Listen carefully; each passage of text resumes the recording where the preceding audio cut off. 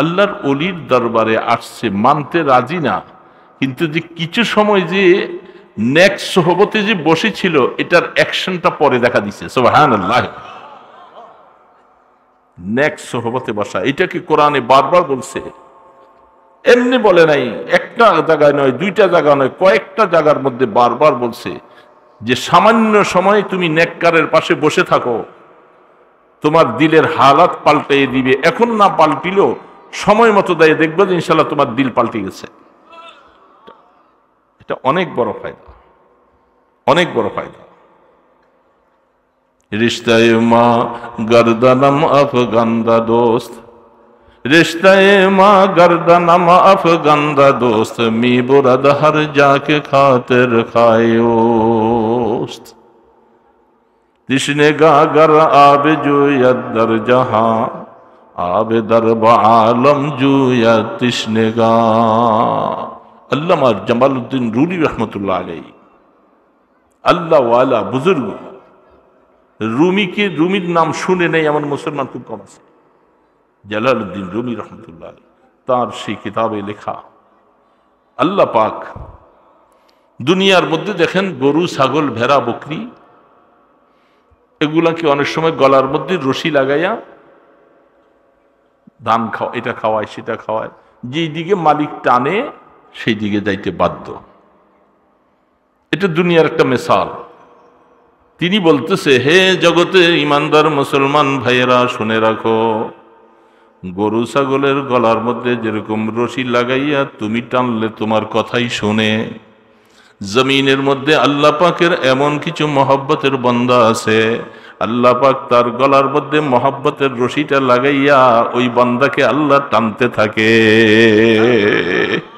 যখন বান্দাকে আল্লাহ টানার জন্য রশি তার কুদরতি গলার মধ্যে যখন লাগাইয়ে দেয়, সে আর আল্লাহ ছাড়া কিছু বুঝে না, গুনার রাস্তায় যেতে পারে না, তখন সে আল্লাহকেই নিয়ে জীবনটা কাটাইতে চায়। তখন তার মনটা মাওলার দিকে ধাবিত হয়। মুনাজাত ছাড়া ভালো লাগে না, নামাজ ছাড়া ভালো লাগে না, তেলাওয়াত ছাড়া ভালো লাগে না, টুপি ছাড়া চলতে গেলে তার কাছে শরম লাগে। এই জন্য তিনি বলে, এইটা লেগামটা সবার গলার মধ্যে পরাবে না, যার গলার মধ্যে মাওলা পরাইল সে ধন্য আর ভাগ্যবান হয়ে যাবে। রেশতায়ে মা গর্দানাম আফগান্দা দোস্ত, রেশতায়ে মা গর্দান সবার গলায় লাগাবে না। রাত্রে শেষ ভাগে মানুষ শুয়ে থাকে, আরেকজনকে গলায় রশি লাগাই আল্লাহ টানে, এই গোলাম তুই উঠ, নামাজ পড়,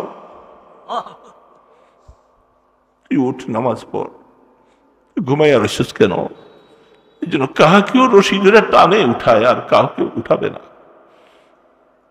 দুনিয়ার সব মানুষ পিপাসিত, বলে পিপাসা যেরকম পানির কাছে যায়, পানি তালাশ করে, কোথায় গেলে পানি পাওয়া যাবে সে তালাশ করতে থাকে। ঠিক আল্লাহ সুবহানাহু ওয়া তাআলা এরকম কিছু বান্দা আছে যারা ইবাদতের বান্দা, তাদেরকে আল্লাহ পাক তালাশ করে। গোলাম তুই যেরকম পানি তালাশ করস, আমি আল্লাহ এরকম কিছু বান্দাদেরকে তালাশ করি, কারা জমিনের মধ্যে আছে, কারা আমাকে ডাকবে, কারা আমার তেলাওয়াত করবে, কারা তাহাজ্জুদ পড়বে। আল্লাহ পাক তাদেরকে ডাকে, তারা ওই পিপাসা যারা এদেরকে তালাশ করে করে আল্লাহ নিয়ে আসে, এদের রাত্রটা এইভাবে কাটায়, হাজারো কষ্টের মধ্যে তারা আল্লাহ পাককে ভুলতে পারে না। রাতে আরামের বিছানাকে ছেড়ে দিয়ে উঠে যায়, উঠে মাওলাকে ডাকতে থাকে। এই জন্য পিপাসিত মানুষ পানি তালাশ করে, আল্লাহ এরকম কিছু আশিক বান্দাকে তালাশ করে। তো ঠিক সেই লোকটা আল্লাহ ওয়ালার সহবতে, আল্লাহ ওয়ালার দরবারে কিছু সময় থাকছে, যদিও ওই সময় সে স্বীকার করে নাই, কিন্তু আল্লাহ সুবহানাহু ওয়া তাআলা এই অল্প সময়ের ভিতরে এটার বরকতটা পরে আসছে। সে উঠে গেছে, হুজুর আমি পারবো না, যাও উঠে যাও। কিছুদিন এই মদ খাচ্ছে, নাফরমানি, নামাজ পড়ে না, রোগে আক্রান্ত হইয়া ক্যান্সারের দিকে চলে গেছে। এখন আর জীবনের আশা নাই, মরণাপন্ন অবস্থা, বিছনার মধ্যে শুইছে। এখন নিজে চলতেও পারে না, নিজে চলতেও পারে না। যখন দেখছে যে জীবনের আশা শেষ, মাকে ডাক দিয়া বলে, মা, ওই সময় তো হাসান বসরির কাছে নিয়ে গেছিলাম, আমি তার কথা শুনি নাই, তুমি কি একটু যাইয়া ওনাকে বলবা যে আমার ছেলেটা ওই সময় আপনার কথা শোনে নাই, ছেলেটা এখন মরে যায়, তাকে একটু তওবা করাবার জন্য সে আপনার কাছে পাঠাইছে, আপনি যাবেন কি? মা চিন্তা করছে, উনি তো রাগ করছে, এখন যাইলে কথা শুনবি কিনা। যাইয়া এই কথা বলার পরে হাসান বসরি রহমতুল্লাহ ঠিকই রাগ করছে, বলে ওর কাছে কি তওবা পড়াইতে যাব, ও তো আমার কথাই শুনলো না। এই কথা বলে দেওয়ার পরে ছেলেটা মনে মনে খুব ব্যথা, আহা, কথা শুনলাম না ওই সময়, এখন তো কবরে চলে যাচ্ছি, এখন আর নিজের শক্তি নেই, উঠতে পারি নাই, এত বড় জুয়ান মানুষ, জুয়ান ছেলে, সোটাম দেহের অধিকারী ছিল, সব শেষ, বিছনার সাথে লেগে গেছে। মাকে ডাক দিয়া বলে, মা, বুঝলাম হাসান বসরি আসে নাই, যেহেতু উনি আইসে আমাকে তওবা পড়াই নাই, আমার কপাল তো খারাপ, আমি যখন মরে যাব আমাকে কবর না দিয়া তোমার ওড়নাটা আমার গলার মধ্যে দিয়া পেঁচাইয়া আমাকে শহরে গলিতে ঘুরাইবা, আর মানুষ দেখে দেখে বলবে, এই দেখো সে আমল করে নাই, এই গুনার কাজ করার কারণে তার পরিণতি এত খারাপ, এই কাজটা তুমি করবা। এগুলি যে, এই কাজগুলি যে হাকিকত একটা তওবা হয়ে যাচ্ছে, এটা অনেকে বুঝে না। এটার নামই তওবা, যে সে এখন নিজের সবকিছু ছেড়ে দিয়ে আল্লাহ পাকের কাছে সে একেবারে নৈরাশ হয়ে গেছে, আমার মতো পাপীর কি অবস্থা হবে, আমাকে কিসের আর মাটি দিবা, কিসের গোসল দিবা, আমাকে তুমি এইভাবে করে ছেড়ে দিও। ছেলেটা মরে গেছে, মা ছেলের ওসিয়ত অনুযায়ী একবার গলার মধ্যে তার ওড়না পেঁচায়, আবার ওড়নাটা খুলে ফেলে। কেমনে করে? মা কি মানতে পারে? রাত হয়ে গেছে, রাত্র তো লোকজনে কেউ আসে না, মা একা একই বাচ্চাটা ছেলেটা নিয়ে কাঁদতেছে। রাত্রির শেষ ভাগে হাসান বসরি রহমতুল্লাহ আলাইহি মুরাকাবার মধ্যে বসে বসে আল্লাহ পাকের ধ্যান ও খেয়ালে আছে। ওয়া হুয়া মাআকুম আইনামা কুনতুম ওয়াল্লাহু বিমা তা'মালুনা বাসীর। আমি যে রাস্তায় বেগানা বেহায়াপনা চলতেছি, নামাজের সময় চলে যাচ্ছে, উল্টা পাল্টা চলতেছি, যদি আমার দিলে এই কথাটা থাকতো যে আমার মাওলা কিন্তু দেখতেছে আমাকে, তিনি আমার সাথে আছে, তিনি আমার সবকিছু দেখেন, এই কথা যদি কোনো মানুষের দিলের মধ্যে একবার আসে, সে আল্লাহর হুকুমকে এইভাবে নষ্ট করতে পারে না। একজন মহিলা সে এরকম বেপরদায় চলে মানুষকে গুনাহগার বানাইতে পারে না, যদি তার দিলে এই কথাটা খেয়াল থাকে। মোরাকাবা করতেছেন হাসান বসরি রহমতুল্লাহ। মোরাকাবার শেষের পর্যায়ে হঠাৎ করে আল্লাহ পাকের তরফ থেকে ইলহাম আসে। ইলহাম এটা অনেক সময় অনেকে বুঝে না। ওহির দরওয়াজা বন্ধ যখন হয়ে যায়, আল্লাহ পাকের তরফ থেকে বন্দার সামনে কিছু কথা আশপাশে শোনা যায়, আরেকটা কথা আছে দিলের ভিতরে সরাসরি আল্লাহ পাক ঢেলে দেন, এটাকে ইলহাম বলা হয়।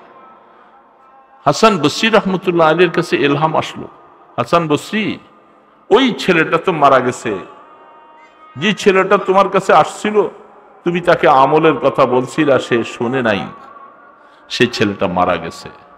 এখন এই ছেলেটা কবর দেওয়ার জন্য এই হালাত, সে কিন্তু মরার আগে এমন তওবা করেছে, হাসান বসরি আমি তাকে মাফ করে দিছি, যাও আমি তার জীবনের সব গুনাহ মাফ করে দিছি। সে এত অনুতপ্ত আর এত চোখের পানি ছাড়ছে মরার আগে, যে আমি ওই সময় কথা শুনি নাই, তুমি যাও রাত্রের ভিতরে যাও, তার জানাজা তুমি পড়াইবা, আমি তাকে আমার ওলি বানাই নিছি, তার দাফন কাফন তুমি করবা।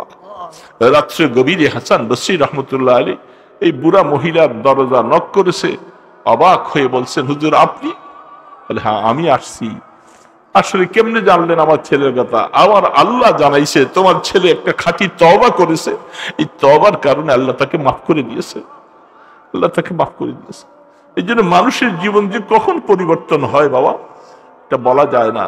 এখন একজন মানুষ দাড়ি রাখে নাই, সে উল্টো আছে, তুমি তার দিকে বাঁকা নজরে চাইও না, চাইলে তার মনে কষ্ট আসবে, বরং তার পাশে বৈশা বৈশা দিলটা দিয়ে দোয়া করো, আল্লাহ আমার এই ভাই দিলটা তুমি ঘুরে দাও, আমার এই ভাইকে তুমি হেদায়েত দিয়ে দাও, সেজন্য কবরের মধ্যে রাসূলের এই আদর্শটা নিয়ে যাইতে পারে।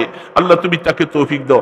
বরং তার জন্য দোয়া করা তোমার জন্য জরুরি। প্রত্যেকটা ইমানদারের জন্য দোয়া করতে হবে যে আমার ভাই সবাইকে তুমি মাফ করে দাও। আল্লাহ একজনকে তুমি জাহান্নামী বানাইও না।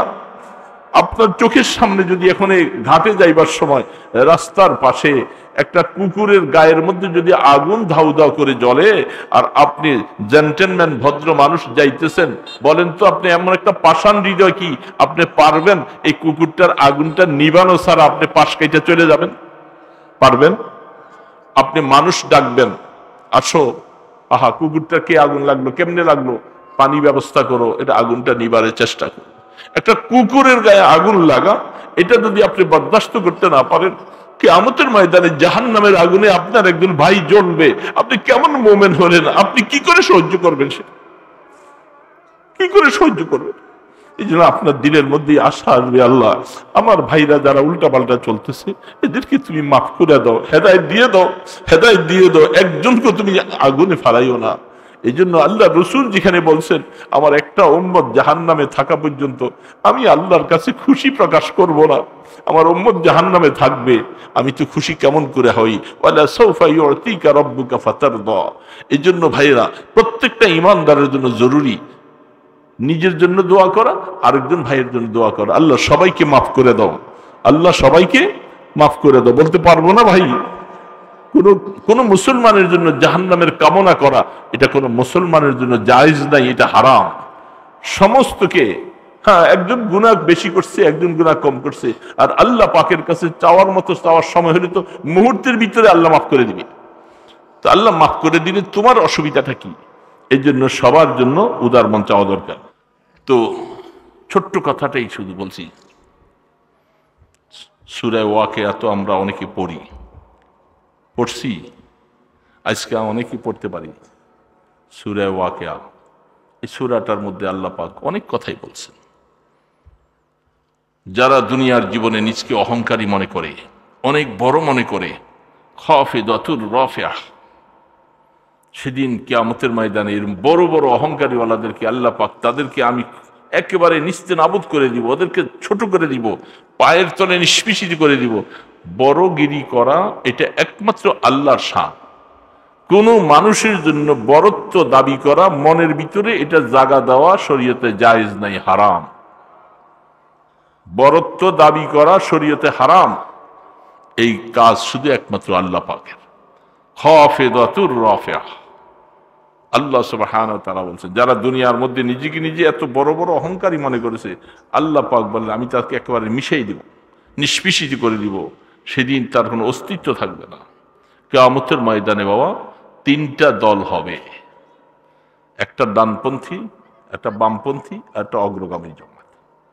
ডানপন্থী মানে দুনিয়ার হিসাবে ডানপন্থী বামপন্থী না, যারা আল্লাহ পাকের আরশের ডান পাশে থাকবে কিয়ামতের ময়দানে, এরা সবাই জান্নাতি হয়ে যাবে। এখন কাকে আল্লাহ ডান পাশে নিবে, কার ভাগ্য, এটা তো এখন বলা যায় না, এগুলি বিস্তারিত বললে অনেক কথা, সময় দরকার। আল্লাহ সুবহানাহু ওয়া তাআলা আল্লাহ পাকের জান্নাতের আরশে আজিমের ডান পাশে যারা হবে এরা ভাগ্যবান। ফাআসহাবুল মাইমানা ওয়া আসহাবুল মাইমানা ওয়া আসহাবুল মাশআমাতি মা আসহাবুল মাশআমা। আর আরেকটা দল হবে বামপন্থী। বামপন্থী মানে এরা আমলে আখলাকে সর্বদিক দিয়ে খারাপ, ঈমান নাই, এরা আল্লাহর আরশের বাম পাশে থাকে। যারা বামপাশীওয়ালা এরা সব জাহান্নামে চলে যাবে। আস-সাবিকুন আস-সাবিকুন আয়াতের তাফসীরে রুহুল মানিওয়ালা অনেক কথা লিখছেন।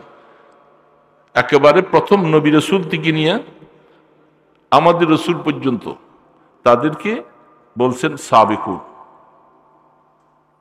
আর আরেক তাফসীরে বলছে যে না, আমাদের রাসূল সাল্লাল্লাহু আলাইহি সাল্লামের উম্মতের মধ্যে প্রথম যুগের যারা তারা সাবিকুন, পরের যুগওয়ালা যারা তারা হলো পরে।